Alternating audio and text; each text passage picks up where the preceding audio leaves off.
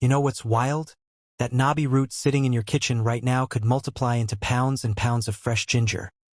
But only if you avoid the 3 mistakes that kill most container harvests before they even begin. Stick around because I'm about to show you the one trick commercial growers don't want you figuring out at home. Hey there, fellow garden enthusiasts.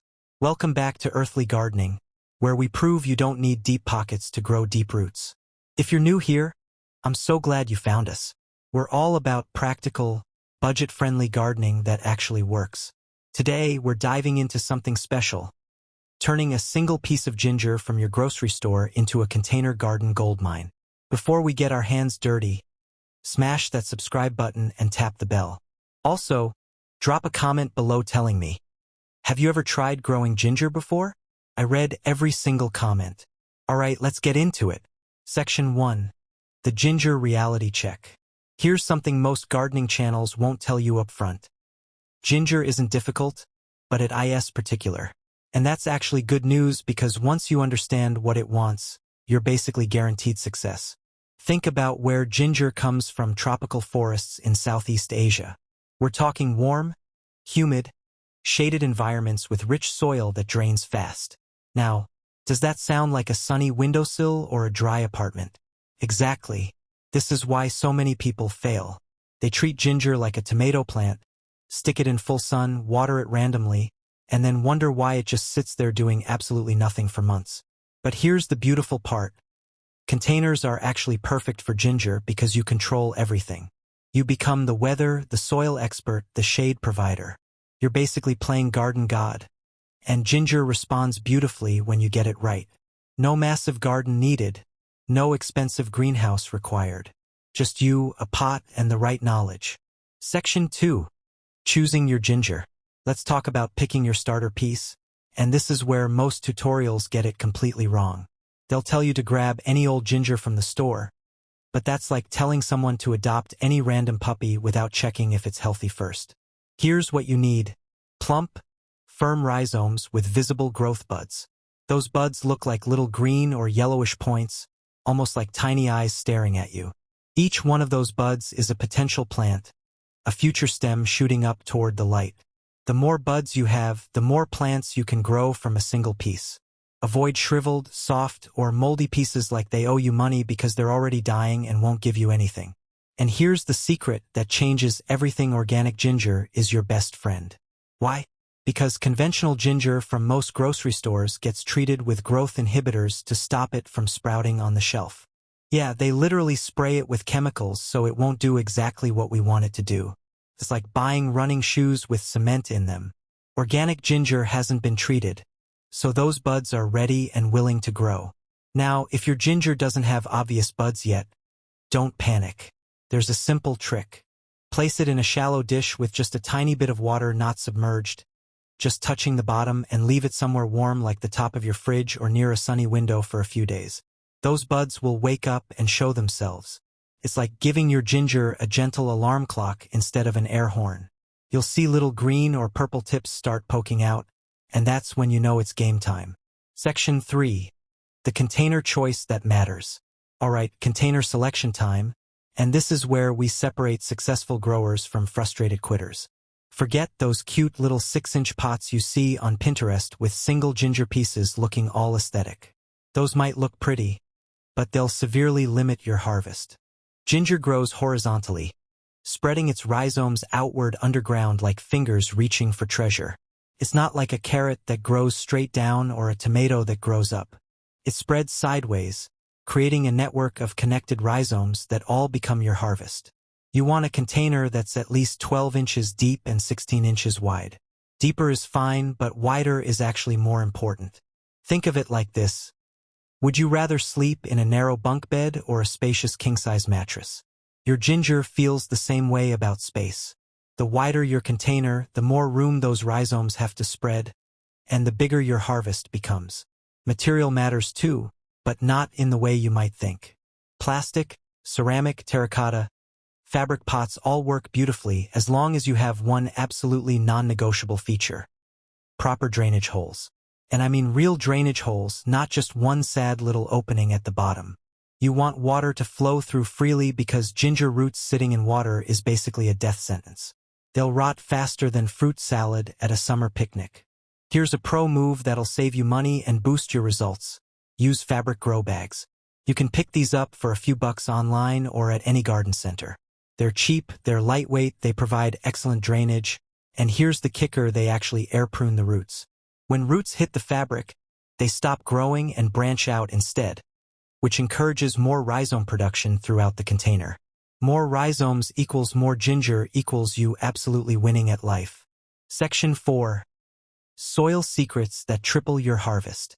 Soil is where the magic happens. Ginger needs rich, light, and well-draining soil, moist but not soggy. A reliable mix is equal parts potting mix, compost, and perlite or coarse sand.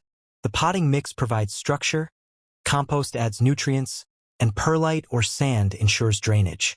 For extra boost, add a handful of worm castings for slow-release nutrients and beneficial microbes. Mix thoroughly before filling your container so roots get an even start. Section 5. Planting technique that doubles growth. First, prepare your ginger. If your rhizome has multiple buds, cut it into sections with at least 2 to 3 buds each using a clean, sharp knife. Let the cut pieces sit out for 24 hours to callus over. This prevents rot when planted. Fill your container with soil, leaving about 2 inches from the top. Place the ginger pieces horizontally with buds facing up, pressing gently and covering with just 1/2 to 1 inch of soil. Space multiple pieces 6 to 8 inches apart. Water gently but thoroughly until water drains from the bottom, keeping the soil evenly moist but not soggy.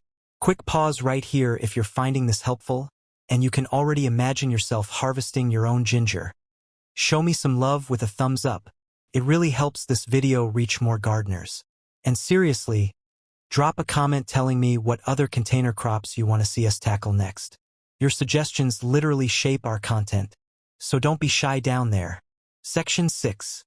The waiting game and watering wisdom. After planting, patience is key. It can take 2 to 4 weeks for ginger to sprout, and during this time, all the action is happening underground. Keep the soil lightly moist, check every few days, and water only if dry. Overwatering at this stage is the biggest killer. Place your container in a warm spot, 75 to 85 degrees Fahrenheit, with filtered light or partial shade. Avoid harsh direct sun while sprouts are emerging. Once shoots appear, growth accelerates. Continue watering consistently. Deep, thorough watering when the top inch of soil feels dry, letting water drain freely. This encourages strong, deep roots and bigger rhizomes. During cooler periods, water less frequently. In warm months, every 2 to 3 days may be needed. Section 7. Feeding strategy for massive yields. Even the best soil runs out of nutrients, especially in containers. Ginger is a moderate feeder that starts fertilizing around week 4 to 5, once a few inches of growth appear, every 3 to 4 weeks. Use a balanced liquid fertilizer at half strength or organic options like compost tea or fish emulsion. Around month 3 to 4, switch to a potassium-rich feed, NPK May 10th, 10 or similar, to encourage thick, flavorful rhizomes. Banana peel tea is a free, effective alternative. Avoid overfeeding. Too much nitrogen creates big leaves but small rhizomes. Focus on feeding for healthy underground growth, not just foliage. Section 8. Light and temperature balance. Ginger grows best in bright, indirect light or partial shade. Think gentle morning sun, not harsh afternoon heat. Outdoors, protect it from the strong midday sun. Indoors, an east-facing window is ideal. North works too, though a bit slower. South or west windows need filtered light. Your plant will signal what it needs. Pale or yellowing leaves mean it needs more light. Scorched or browned edges mean too much direct sun. Keep temperatures warm and steady. Ginger grows best between 75 to 85 degrees Fahrenheit. Growth slows below 60 degrees Fahrenheit and the plant won't survive frost. In cooler climates, bring containers indoors when nights drop below 55 degrees Fahrenheit or grow ginger only during the warm season. Section 9. Troubleshooting common issues. Even with great care, problems can pop up.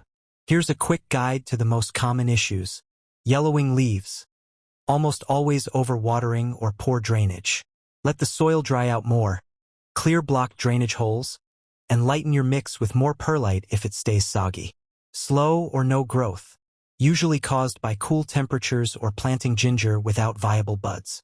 Keep the plant above 70 degrees Fahrenheit and always choose rhizomes with clear, healthy sprouts. Pests. Rare, but aphids or spider mites can appear especially indoors. A strong spray of water usually removes them. If not, use insecticidal soap or neem oil. Root rot. The #1 ginger killer caused by overwatering. If stems turn soft or the plant wilts despite moist soil, rot has already started and can't be reversed. Prevent it with proper drainage and careful watering. Section 10. Harvest time and technique. Harvest time is where all your patience pays off. Ginger is ready for full harvest about 8 to 10 months after planting. Once the leaves yellow and die back, that's your signal the plant is going dormant and the rhizomes are fully developed. You can also harvest baby ginger much earlier, around 4 to 6 months. Just dig gently around the edges of your container and trim off small outer pieces without disturbing the center.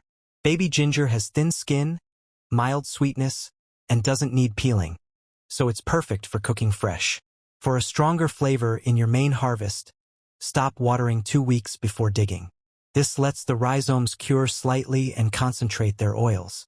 When it's time, tip the container over or dig through the soil by hand. You'll find a cluster of thick, multiplied rhizomes, far more than you planted. Brush off the soil but don't wash them yet. The soil helps them store longer. Section 11. Storage and replanting. Here's the beautiful part about growing ginger. The harvest isn't the end of the cycle. It's the start of the next one. When you dig up your rhizomes, simply set aside the healthiest pieces with visible buds. These become your seed stock for the next season, giving you a self-sustaining supply that costs nothing after your first purchase. For the ginger you plan to eat, store the unwashed rhizomes in a cool, dry place. The soil acts as a natural preservative, helping them last for weeks at room temperature or months in the refrigerator. You can also freeze whole rhizomes. They grate even easier when frozen, and the flavor stays bright, perfect for cooking. And there you have it, friends. Everything you actually need to know to grow ridiculous amounts of ginger in containers without spending a fortune or needing a massive garden. This is the kind of practical, genuinely rewarding project that saves you money at the grocery store, gives you incredible satisfaction every time you cook with something you grew yourself, and honestly just makes you feel like a capable, competent human being. Remember, gardening isn't about perfection. It's never been about perfection. It's about learning, experimenting, paying attention, and enjoying the entire process from planting to harvest. If your first attempt doesn't yield a massive harvest, you've still learned something valuable, and your next attempt will be even better. That's how all good gardeners develop their skills, through experience, not just reading about it. If this video helped you, if you learned something new today, please hit that like button. It genuinely helps us reach more gardeners who need these practical tips. Subscribe if you haven't already, because we've got tons more container gardening content coming your way. Everything from herbs to vegetables to surprising plants you never thought you could grow in pots. And seriously, I want to hear from you in the comments. Tell me, what's the most surprising thing you learned today? Were you shocked about the growth inhibitors on store ginger? Excited about baby ginger harvesting? Or maybe you've already tried growing ginger and you've got experiences to share. I read every single comment, and I love learning from this community as much as I hope you learn from these videos. Until next time, keep growing, keep learning, keep experimenting, and remember, you absolutely do not need to break the bank to build an incredible, productive garden right where you are. Happy planting, everyone!